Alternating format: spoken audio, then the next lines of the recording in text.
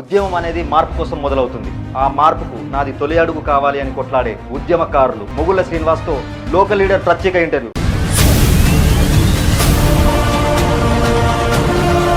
అన్న నమస్తే. నమస్తే మిత్రులు.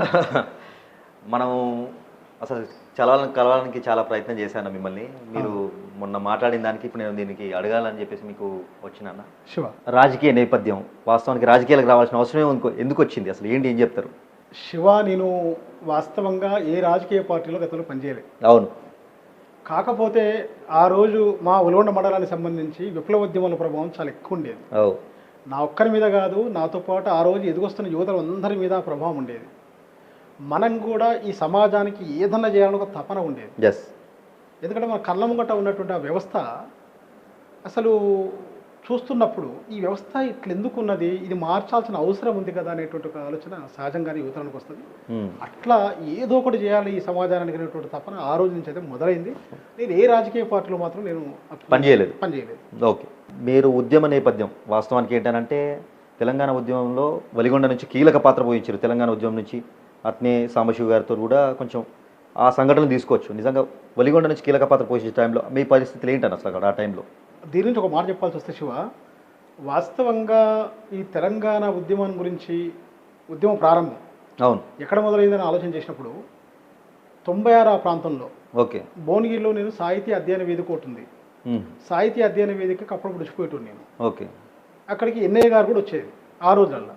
అప్పట్లో దగాపడ్డ తెలంగాణ పుస్తకం కూడా ఆయన తయారు చేసి కష్టపడి, ఎన్ఐఏ గారు ఎంత కష్టపడో మనకందరూ తెలుసు కాబట్టి వారు ఆ పుస్తకం కూడా తీసుకొచ్చి ఇవ్వడం. ఆ పుస్తకాన్ని చూస్తున్నప్పుడు నిజంగా మన తెలంగాణ ఇంత నష్టపోయిందా అనేటువంటి విషయం మనకు కొంత అనుభవంలోకి రావడం, అంటే మనం కొంత స్పృహలోకి రావడం. ఆ తర్వాత అక్కడే 96లో 2 రోజుల పాటు జైన్ మల్లయ్య గుప్తా ఆధ్వర్యంలో సెమినార్ జరిగింది. 2 రోజుల పాటు సెమినార్ జరిగింది. ఓకే. సెకండ్ డే గద్దార్ గారు భువనగిరిలో జరిగినటువంటి సభకు, నాగారం వందన అధ్యక్షత జరిగిన సభకు గద్దార్ గారు వచ్చిన విషయం కూడా మనకు తెలుసు. అవును. అక్కడ కూడా కొంత పనిచేసినటువంటి అది ఉంది. అప్పట్లో కొంత ఈ తెలంగాణ రాష్ట్రం అనేటువంటి ఒక న్యాయమైన డిమాండ్, ఇది రాష్ట్రం రావాల్సిన అవసరం ఉంది, ఈ రాష్ట్రం కోసం మనం ఈ రాష్ట్ర పోరాటంలో మనం భాగం కావాల్సిన అవసరం విషయం ఆ రోజులలో నాకు అప్పట్లో ఈ ఆలోచన వచ్చింది. అన్న ఇంకో విషయం ఏంటంటే బాగా మనం చెప్పుకోవాల్సింది, కేసీఆర్ గారు అప్పుడే పార్టీ స్థాపించారు. వాస్తవానికి నిజంగా కేసీఆర్ మీద బాధ్యతనో బరువు అని చెప్పి తెలీదు. నిజంగా నమ్మారా అన్న, నిజంగా కేసీఆర్ తోటి సాధ్యం అవుతుందని చెప్పేసి అని ఆయనతో అడుగులేశారు. నమ్మారా కేసీఆర్ నిజంగా తీసుకొస్తాడని చెప్పి అనుకున్నారా? నేను ఏమంటున్నా శివ, ముందు తెలంగాణ రాష్ట్రం ఏర్పాటు అనేది ఒక న్యాయమైన డిమాండ్. అవును. ఒక న్యాయమైన డిమాండ్ ఖచ్చితంగా సాధిస్తామనే విశ్వాసం నాకు ఉండే. మూసీ ప్రక్షాళన కోసం అని చెప్పేసి సీఎం రేవంత్ రెడ్డి గారు ఇక్కడ పర్యటించడం జరిగింది. ఆ టైంలో ఏంటంటే కాంగ్రెస్ పార్టీ వాస్తవానికి ఇక్కడ మూసీ పాదయాత్ర చేసే ముందు కాంగ్రెస్ పార్టీ ఈ ప్రాంతానికి క్షమాపణ చెప్పాలని చెప్పేసి అని మీరు గట్టి వాదన చేశారు. అసలు కాంగ్రెస్ పార్టీ మీకు సమాధానం చెప్పాల్సిన అవసరం ఉందన్న? అసలు నిజంగా దాన్ని ఎలా చూస్తారు, అసలు ఎట్లా చూడొచ్చు ప్రజలు? శివ, మీరు మంచి ప్రశ్న అడిగినారు. ఓకే. కానీ దీని ముందు ఒక 2 విషయాలు చెప్పాలి శివ. ఓకే. ఎందుకు ఈ మాట మాట్లాడినామంటే, మా సొంత ఊరు నాగారం. ఆ మూసీ నదిని ఆనుకొని ఆసిఫ్నగర్ కెనాల్ వస్తుంది. ఆసిఫ్నగర్ కెనాల్ని ఆనుకొని మా ఊరు ఉంటుంది. మేము ప్రత్యక్షంగా మూసి బాధిత బిడ్డగా, మూసి మా కళ్ళ ముంగట ఎట్లా మురికి కూపంగా మారిందో చూసినోడిగా, ఎందుకంటే శివ, మా బాల్యాన్ని గుర్తు చేసుకుంటే మూసీ నది కనిపిస్తుంది. మూసీ నదే ఉంటుంది. మూసీ నది చుట్టే మూసీ నది లేకుండా, ఆ కెనాల్ లేకుండా మా బాల్యం లేదు. ఆ గ్రామీణ జీవితం కూడా మొత్తం కూడా ఆ మూసీ నది, ఆ కెనాల్ చుట్టూ బేస్ చేసుకుని ఉంటుంది. మాకు చిన్నగా ఉన్నప్పుడే చేపలు పట్ట నేర్పింది ఆ మూసీ నది, ఈత కొట్ట నేర్పింది ఆ మూసీ నది. స్నానాలు చేయాలన్నా, బట్టలు ఉతుకోవాలన్నా, పశువులు గడుకోవాలన్నా, కూలినాలకు పోయేటువంటి అమ్మలక్కలందరూ కూడా అక్కడికి వచ్చి కాల్చేది గడుకోవాలన్నా సమస్తం మూసీ నది చుట్టూ ఉండేది.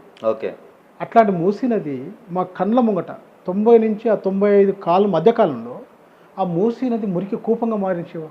అవును, ఇప్పుడు అదే అంటున్నారు. అయితే నేనేమంటున్నా శివ, వీళ్ళు అదే చెప్తున్నారు, మేము మూసీని మంచి చేయడానికే వస్తున్నాం, దీనికి మీరు అడ్డుపడుతున్నారు. అందుకే అంటున్నాం శివ, ఆ రోజులల్లా 95-96 కాలంలో మా కళ్ళ ముంగట మూసీ నది ఇట్లా నిర్జీవంగా మారింది కదా. కలకలాడుతున్న ఒక మూసీ నది, సజీవంగా ఉన్న ఒక మూసీ నది నిర్జీవం అయిపోయింది కదా బాధపడుతున్న సమయంలో అప్పట్లో పర్యావరణ శాస్త్రవేత్త పురుషోత్తరెడ్డి గారు వచ్చి ఆ ప్రాంతం అంతా తిరిగినప్పుడు, భవిష్యత్తులో ఇది మనుషులు జీవించడానికి వీళ్ళని ప్రాంతంగా మారబోతున్నది, దీంట్లో పారిశ్రామిక వ్యర్థాలు కలుస్తున్నాయి, మూసీ నది మొత్తం కూడా మురికి కూపంగా మారింది, దీనివల్ల ఎన్నో రకాల రోగాలు వస్తాయి. దాంట్లో లెడ్, సీసము, పాదరసం లాంటి అత్యంత ప్రమాదకరమైన రసాయనాలు కలుస్తున్నాయి మూసీ నదిలో. దీనివల్ల ఈ ప్రజలు ఎన్నో రకాల రోగాన బారిన పడతారన్న విషయం తెలిసిన తర్వాత అప్పటికే మా ప్రాంత ప్రజలు ఎన్నో రకాల రోగాన బారిన పడుతున్నారు. అది ఎందుకు పడుతున్నారో మాకు తెలియదు. కానీ తను చెప్పిన తర్వాత ఇవాళ ఈ భారతదేశానికి స్వాతంత్రం వచ్చిన కాడికి 75 సంవత్సరాలల్లో 10 సంవత్సరాలు బీఆర్ఎస్ ప్రభుత్వం పోతే 60 సంవత్సరాలు పనిచేసింది ఎవరు శివ? కాంగ్రెస్ ప్రభుత్వం కాదా? కాంగ్రెస్ ప్రభుత్వం కాదా? మీ నాయకుడు ముఖ్యమంత్రి పనిచేసిన తెలుగుదేశం పార్టీ కాదా? ఈ 2 ప్రభుత్వాలే కదా పనిచేసింది. మీరు ఏ రోజున మూసీ నది గురించి పట్టించుకున్నారా? కాబట్టి అంటున్నాం. కాబట్టే ఈ మూసీ నది పాలలాంటి మంచినీళ్ళు ఇచ్చిన మూసీ నది మురికి కూపంగా మార్చినటువంటి దౌర్భాగ్యం మీది. కాబట్టి మీరు ముందుగా క్షమాపణ చెప్పాలని అడుగుతున్నాం. మేము బీఆర్ఎస్ పార్టీ ఏ రోజు కూడా మూసీ నది శుద్ధీకరణకు వ్యతిరేకం కాదు. ఒక తప్పుడు ప్రచారం చేస్తున్నారు. వాళ్ళకున్న రహస్య ఎజెండా వేరు.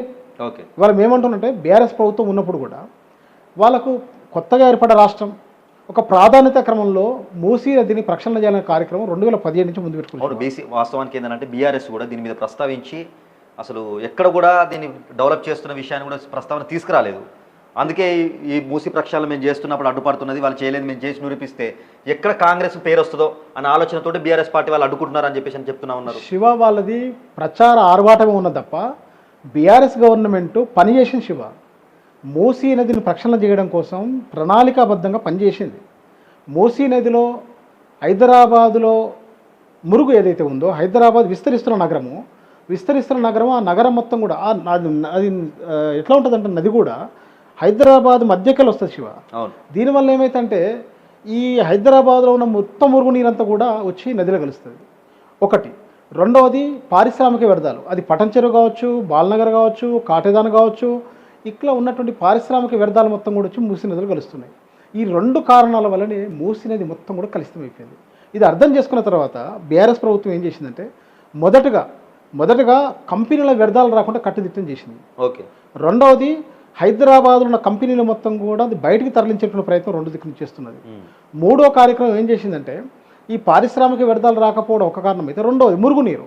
హైదరాబాద్లో సుమారు 20 కోట్ల లీటర్ల మురుగునీరు తయారవుతుంది ప్రతిరోజు. ఈ మొత్తం మురుగునీరంతా కూడా శుద్ధి కావాలంటే దాంట్లో సీవరేజ్ ట్రీట్మెంట్ ప్లాంట్ల కోసం 32 సీవరేజ్ ట్రీట్మెంట్ ప్లాంట్ల కోసం 4,366 కోట్ల రూపాయల నిధులు మంజూరు చేసి ట్రీట్మెంట్ ప్లాంట్లు కూడా అన్నీ కూడా పూర్తయ్యే దశకు వచ్చినాయి. కొన్ని ఆల్రెడీ ప్రారంభం కూడా అయినాయి. కొంత ఖర్చు పెడితే దాన్ని పూర్తవుతుంది. ఎవరు చేశారు? అది బీఆర్ఎస్ ప్రభుత్వం. ఓకే, మరి ఎక్కడ ప్రస్తావించలేదు, మీరు చేయలేదు అని కాంగ్రెస్ చెప్తున్నారు. ఇక్కడ చేసింది ఏంటంటే దీని బీఆర్ఎస్ అసలు వాస్తవానికి దీని మీద టాపిక్ తీయలేదు, దీని మీద నిధులు కేటాయించలేదు అని చెప్పేసి దీని మీద పెట్టింది మొత్తం అంతా కాంగ్రెస్ పార్టీ. ఇది ముందు చేయబోతుంటే నేను అడ్డుకుంటా ఉన్నారు అని చెప్పేసి చెప్తా ఉన్నారు. శివ, నేను ఏమంటున్నానంటే వాళ్ళు అబద్ధాల పునాదుల మీదనే ప్రభుత్వంలోకి వచ్చిండ్రు. అబద్ధాలు యథేచ్ఛగా చెప్పగలుగుతారు. ఇలా బీఆర్ఎస్ ప్రభుత్వం చేసింది అని చెప్పుకోలేకపోయింది. ఇవాళ మూసినది కోసం నేను చెప్తున్నా కదా శివ, ఇది నిజమా కాదా మీరు కూడా తెలుసుకోండి. వాళ్ళకి సమానం చెప్పమనండి. ఎస్టీపీలు 32 ఎస్టీపీలకు 3,866 కోట్ల రూపాయలు ఇచ్చిందా లేదా?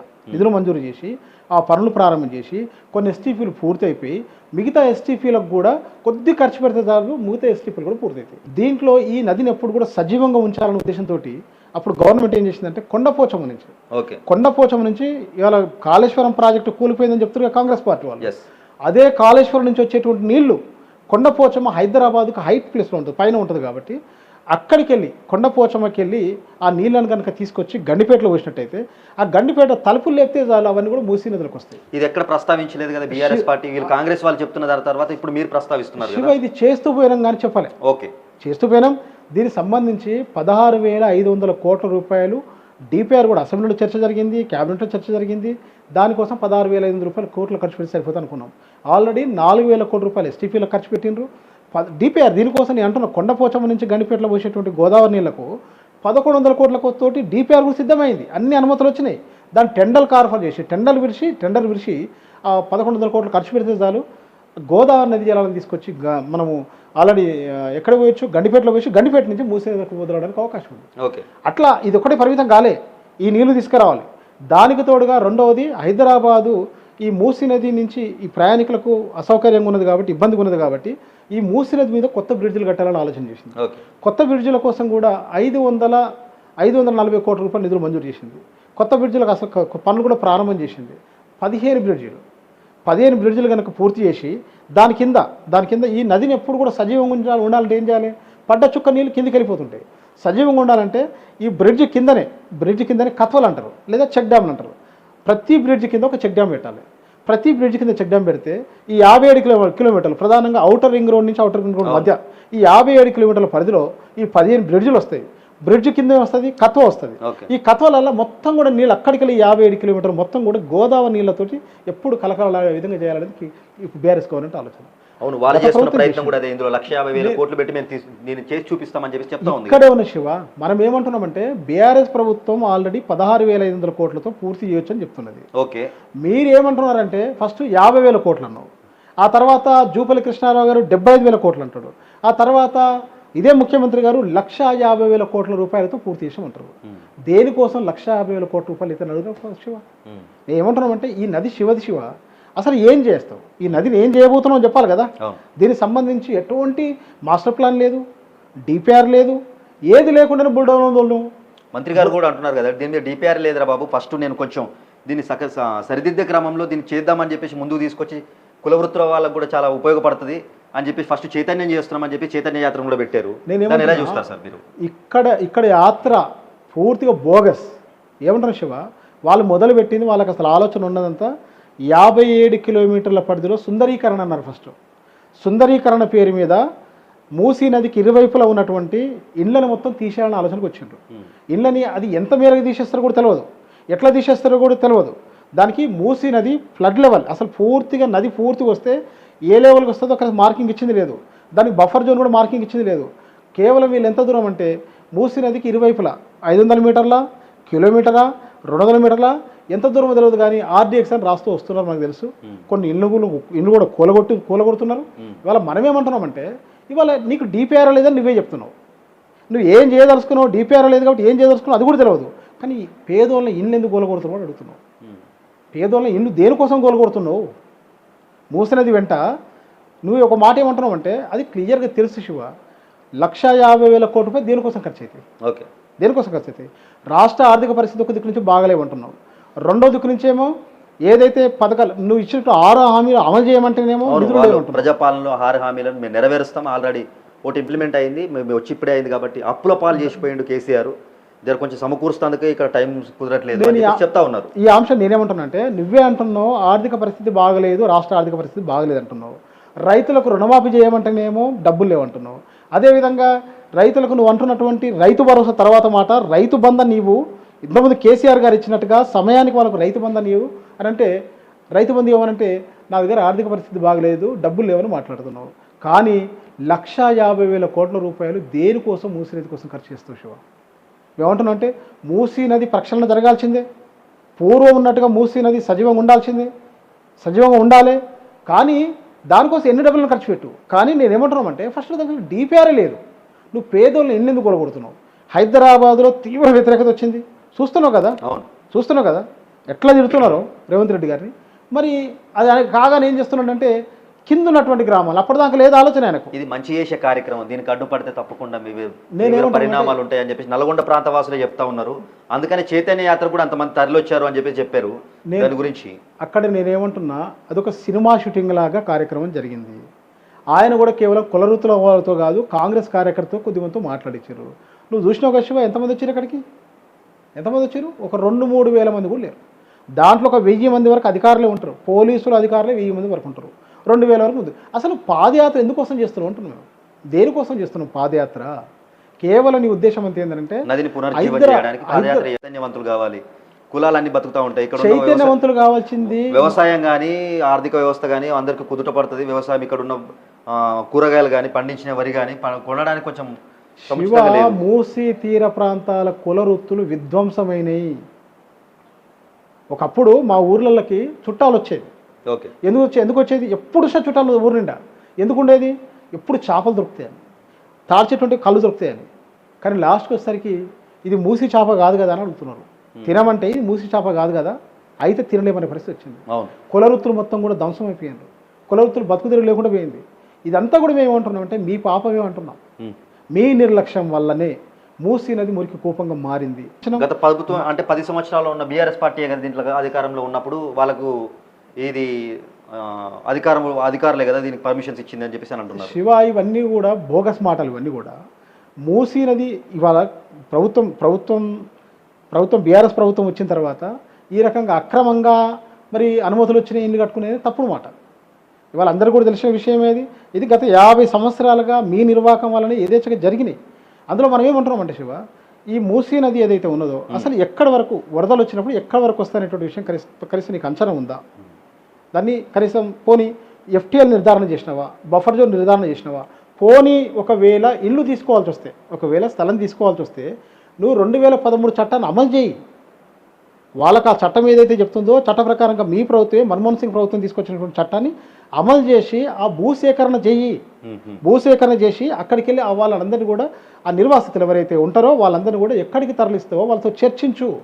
అది ఏది లేకుండా బుల్డోజర్లు ఎందుకు పంపిస్తున్నావు అడుగుతున్నాం. ప్రజలు అక్కడి నుంచి స్వచ్ఛందంగా తరలివెళ్తున్నారు అని చెప్పేసి రేవంత్ రెడ్డి గారు కూడా ఆయన నుంచి కూడా చెప్తా ఉన్నారు. నాకు నిజంగా ఇల్లు లేకుండా అక్కడ మూసీలో ఉన్నప్పుడు మేము చాలా దోమలకు కానీ రోగాల బారిన పడ్డాం, ఈరోజు మాకు మంచి ఇల్లు ఇచ్చారు, ఈరోజు మేము ఇండ్లలోకి వెళ్తున్నాం, మంచి బాగానే ఉన్నాము అని చెప్పేసి వాళ్ళు చెప్తా ఉన్నారు కదా.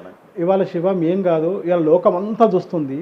మూసీ బాధితులు రోడ్ల మీదకి వచ్చి లాస్ట్ బతుకమ్మ పండుగ పూట బతుకమ్మ పాట కైకట్టుకొని పాటలు పాడుతున్నారు వాళ్ళందరూ కూడా. అయ్యా రేవంత్ రెడ్డి, మా ఇళ్ళ జోలికి రాకు, మా తెరువు రాకు, మమ్మల్ని ఊలగొట్టకు, మమ్మల్ని అన్యాయం చేయకు, మమ్మల్ని ఆగం చేయకు అని చెప్పేసి రేవంత్ రెడ్డికి వ్యతిరేకంగా పాటలు కైకట్టుకుంటూ పాటలు పాడుతున్నటువంటి మహిళలు కనిపిస్తున్నారు. నీకు నువ్వుగా వాళ్ళంతా వాళ్ళు స్వచ్ఛందంగా వెళ్ళిపోతారని మాట్లాడితే ఎవరేం మాట్లాడతారు శివ? అది వాస్తవం కాదు కదా. అట్లా అనుకున్నప్పుడు మా హరీష్ రావు గారు, కేటీఆర్ గారు సవాల్ విసిరారు కదా, రాను మా ఎంబటి మూసి బాధితుల దగ్గర రా అని చెప్పి అడిగారు కదా. వస్తారా? వీళ్ళ దగ్గరకు వచ్చే పరిస్థితి లేదు కాబట్టే కదా నువ్వు కిందికి పోయింది. ఎక్కడైతే ఇల్లు తొలగిస్తున్నావో ఆ ప్రాంతానికి వచ్చేటువంటి పరిస్థితులు నువ్వు లేవు కాబట్టే కదా, లేవు కాబట్టే నువ్వు కిందికి వెళ్ళిపోయినావు. అప్పటి వరకు మూసీ నదికి సంబంధించి కింద ఉన్న ప్రజల గురించి నువ్వు ఆలోచించింది లేదు. కేవలం ఔటర్ రింగ్ రోడ్ పరిధిలో ఉన్నటువంటి మూసీ నది పొంటి మాత్రమే. నీ ఆలోచన అంతా స్పష్టంగా తెలుసు. ఇవాళ సియోలు పోయి వచ్చినావు, అక్కడ ఏం చూసి వచ్చినావు? ఇక్కడ మొత్తంగా 57 కిలోమీటర్ల పరిధిలో 500 మీటర్ల పరిధిలో ఆ భూమి మొత్తం తీసుకోవాలి. ఈ భూమిని బడా పారిశ్రామికవేత్తలకు, బడా పెట్టుబడిదారులకి భూమిని అప్పచెప్పాలనేది ఆలోచన. దాని వెంట బడా వ్యాపారవేత్తలు అని చెప్పేసి అంటున్నారు. దీన్ని రూమర్స్ ప్రకటిస్తూ ఉన్నారు. అసలు చెప్పాలంటే బడా వ్యాపారవేత్తలు ఎవరో వాళ్ళ పేరు చెప్పాలి అని చెప్పేసి బీఆర్ఎస్ డిమాండ్ చేస్తూ ఉంది కాంగ్రెస్ వాళ్ళు. శివ, మేమేమంటామంటే మీరన్న మాటనే సుందరీకరణ పేరు మీద ఇక్కడ హోటల్స్ వస్తాయి, మాల్స్ వస్తాయి, క్రీడా ప్రాంతంగా మారుస్తాము అంటే ఇవన్నీ చెప్పింది మీరే కదా, మేము కాదుగా చెప్పింది, మీరే చెప్పారు కదా శివ. ఒక దిక్కు నుంచి మీరు ఏమంటున్నారు, ఆ ప్రజలు ఏమంటారు మూసీ నది వెంట ఎట్లా జీవించాలి, ఎట్లా ఉండాలి, మీరైతే ఉంటారని మాట్లాడుతున్నావు. అంటే పేదోళ్ళని అక్కడి నుంచి తరలించిన తర్వాత అక్కడికి వచ్చేటువంటి పెద్దోళ్ళు మాత్రం ఉంటారా? హోటళ్లలో ఉండాల్సినటువంటి వాళ్ళు ఉంటారా? మాల్స్ను నిర్మాణం చేసుకుంటూ ఉంటారా వాళ్ళు? సుందరీకరణ తర్వాత ఉంటుండొచ్చు కదా, మరి నిజంగా వాస్తవానికి మంచి జరుగుతుందేమో కదా. అంటే ఈ పేదోళ్ళు ఎందుకు ఉండదు ఉంటున్నమాట. ఈ పేదోళ్ళు వాడు ఉండొచ్చు కదా, వాళ్ళు ఎందుకు తీసేస్తున్నావు సమాధానం చెప్పాలి కదా, ఏ కారణంతో వాళ్ళని తీసేస్తున్నావు సమాధానం చెప్పాలి కదా. కాబట్టి మేమేమంటున్నామంటే అందుకే నువ్వు 150,000 కోట్ల రూపాయలు దేనికోసం అయితే డిపిఆర్ఎస్ సిద్ధం కాకుండా 150,000 కోట్లని నువ్వు ఎట్లా చెప్తున్నావు? ఓకే, ముఖ్యంగా హైడ్రా గురించి మీ ఒపీనియన్ ఏంటని? అసలు నేనేమంటున్నాను శివ, చెరువులని కాపాడుకోవాల్సిందే, దాంట్లో ఎటువంటి అనుమానం లేదు. తిరుపతి రెడ్డికి ఒక నీతి, ఎల్లమ్మకో మలమ్మకో ఒక నీతి ఉండొద్దు కదా. ఎవరికి ఉన్నా ఒకే రకమైన నీతి ఉండాలి కదా.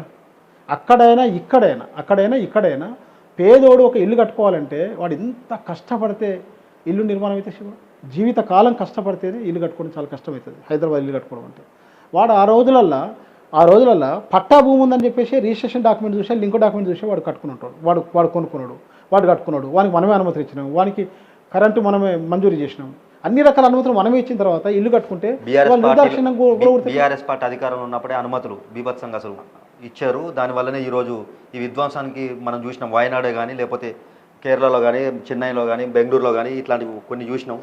రేపు హైదరాబాద్ వస్తే మాత్రమే ఇలాంటి మనం ఎదుర్కోలేము అని చెప్పేసి అనేది ఈ హైడ్రా తీసుకొచ్చారు. నేనేమంటున్నామంటే దీన్ని మనం తప్పకుండా నిర్మూలించాలి. తప్పకుండా ఎవరైతే ఉన్నారో హైడ్రా వెనక బీఆర్ఎస్ ప్రభుత్వమే దీని విఫలానికి కారణం.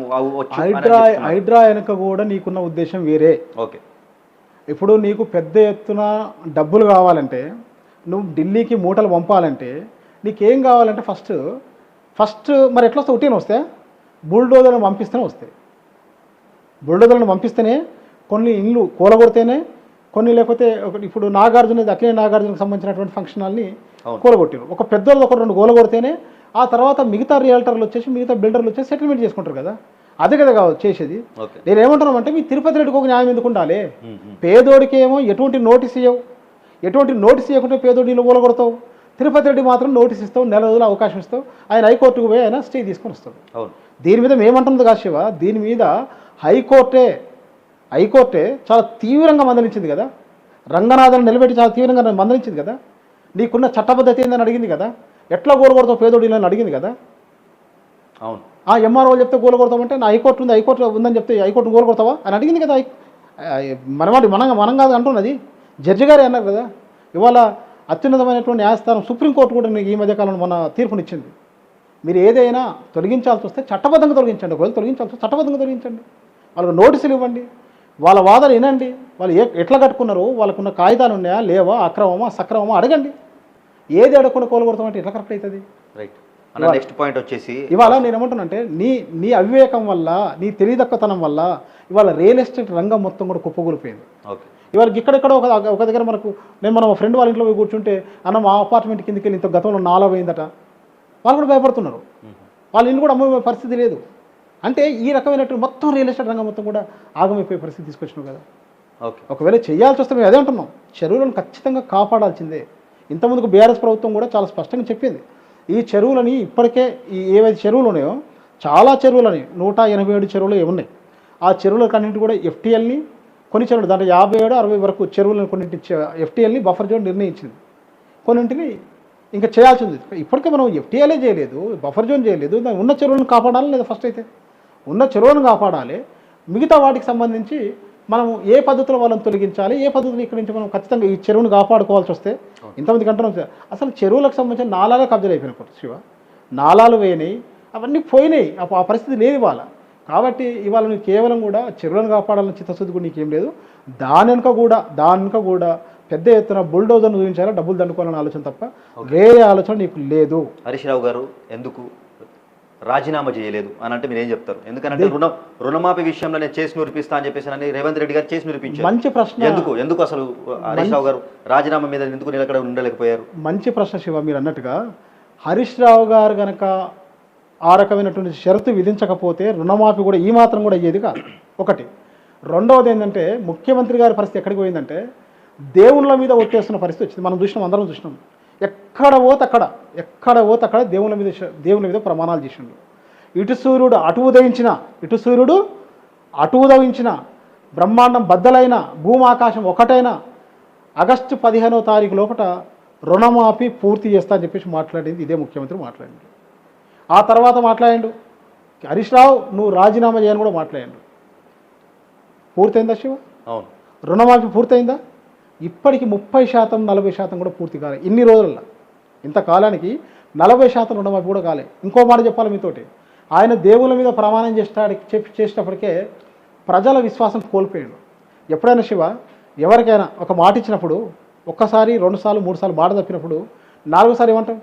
ఈసారి ఆ దేవుని మీద ప్రమాణం చేసి చెప్తున్నా ఖచ్చితంగా చేస్తా అంటాం. అంటే అప్పటికే విశ్వాసం కోల్పోయాడు.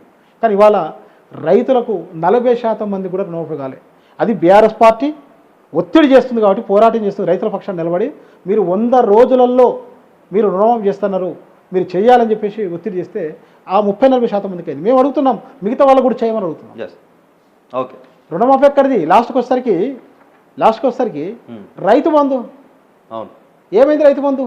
మీరు రైతు భరోసా ఇస్తున్నారు, రైతులకు 10,000 కాదు 15,000 ఇస్తున్నారు, కౌలు రైతులకు 15,000 ఇస్తున్నారు, కూలీలకు 12,000 ఇస్తున్నారు. ఏం చేసిరా? మీరు ఇచ్చినటువంటి హామీలు నెరవేర్చేటువంటి పరిస్థితులు మీరు లేరు. ఎవరి శాఖ వాళ్ళు ఎట్లా వీలైతే అంత దండుకునేటువంటి పనిలో మీరు ఉన్నారు. కాంగ్రెస్ పార్టీకి ప్రజల మీద ఏ రోజు కూడా ప్రేమ ఉండదు శివ. ఏ రోజు కూడా వాళ్ళకి ప్రేమ ఉండదు. ఇవాళ మనం చూస్తున్నాం, చాలా ఘటనలు చూస్తున్నాం.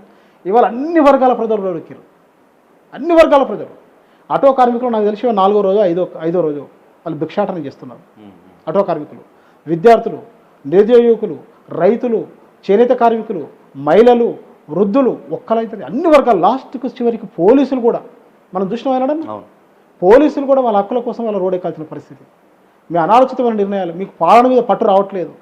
ఇప్పుడు క్యాబినెట్లో 6 మంత్రి పదవులు ఖాళీ ఉన్నాయి. కేసీఆర్ గారే విద్యా వ్యవస్థ ఇవాళ మన గురుకుల పాఠశాలలో 44 మంది పిల్లలు చనిపోయారు. ఇప్పటికీ అసలు ఎటు తీసుకుపోతున్నావు ఈ పాలనని? ఏం చేస్తున్నావు, ఏం చేయదలుచుకున్నావు? ప్రశ్నిస్తే ఏమనంటే ప్రజాపాలన మాదని చెప్తావు. ఎస్, మరి ప్రజాపాలన కానీ కుటుంబ పాలన కాదని చెప్పేసి అని రేవంత్ రెడ్డి గారు చెప్తా ఉన్నారు. కాంగ్రెస్ పార్టీ ప్రజల్లో ఎక్కడైతే మాట్లాడతారో తప్పకుండా కాంగ్రెస్లో ప్రతి ఒక్కరు దీనిలో మాట్లాడే హక్కు ఉంటుంది. ప్రతి ఒక్కరికి నమ్మకంగా పనిచేసే పార్టీ ఏదైనా ఉందంటే కాంగ్రెస్ పార్టీ అని చెప్పేసి బలంగా చెప్పారు. హైదరాబాద్లో ఇప్పటికి 20 రోజులుగా 144 సెక్షన్ ఉన్నది. 144 సెక్షన్ ఇదేనా నీ ప్రజాపాలన? జర్నలిస్టుల మీద దాడులు జరుగుతున్నాయి, ఇదేనా నీ ప్రజాపాలన? అదే ప్రజాస్వామ్య పునరుద్ధరణ గ్యారంటీ, 6 గ్యారంటీలతో పాటు 7వ గ్యారంటీగా ప్రజాస్వామ్య పునరుద్ధరణ గ్యారంటీ అని చెప్పినావు. ఏం జరుగుతుంది శివ? ఏం జరుగుతున్నది? ఎట్లా ఉంది పరిస్థితులు చూస్తలేమా? లాస్ట్ సోషల్ మీడియాలో ఏదైనా పోస్ట్ పెడితే కూడా వాళ్ళ మీద కేసులు పెడుతున్నాడు. జర్నలిస్టుల మీద దాడులు జరుగుతున్నాయి. మీ ఊరికి వచ్చిన చెప్పి రుణమాఫీ జరిగిందా లేదని తెలుసుకోవడం కోసం వచ్చినటువంటి మహిళా జర్నలిస్టుల మీద కూడా దాడులు జరిగినాయి కదా, మనం అందరం చూసినాం కదా. ఇంకెక్కడి ప్రజాపాలన? ఎడి తీసుకుపోతున్నావు నువ్వు? రైట్, 10 సంవత్సరాల నుంచి రాజకీయంలో ఉన్నారు. అంటే కేసీఆర్ గారు పరిపాలించారు తెలంగాణ కోసం. ఈ 10 నెలలు కూడా 11 నెలలు ఇప్పుడు సంవత్సరం గడుస్తూ ఉందని చెప్పి మీరు అంటున్నారు. ఎందుకు వచ్చి బయటకు వచ్చి ప్రజల కోసం మాట్లాడట్లేదు? అధినాయకుడే కదా, మరి ఎందుకు మాట్లాడట్లేదు అని చెప్పేసి అడిగితే మీరు ఏం చెప్తారు?